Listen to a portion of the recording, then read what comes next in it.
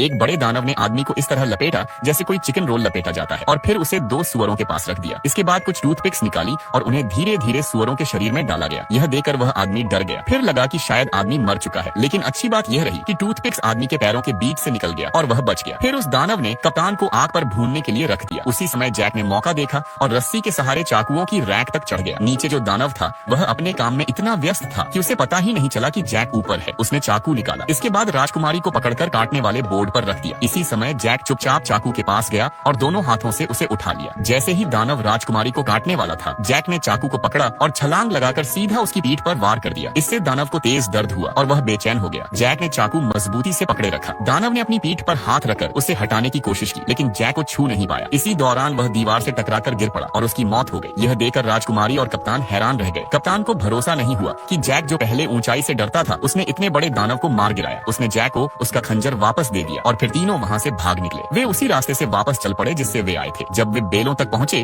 तो देखा कि वहाँ एक और दानव पहरा दे रहा था। उसी समय जैक सोच में पड़ गया कि अब क्या किया जाए। तभी एक मधुमक्खी उसे तंग करने लगी, जिससे जैक को एक तरीका सूझा। उसने पास पड़ा मधुमक्खियों का छता उठा लिया। फिर जैक और कप्तान धीरे धीरे उस दानव के पास पहुंचे। कप्तान ने धीरे से उसका हेलमेट उठाया ताकि वह नींद से न जाग जाए। जैक ने छता उसके हेलमेट में रख दिया और फिर हेलमेट वापस बंद कर दिया। और फिर वीडियो लाइक करने पर पार्ट 2 मिल जाएगा।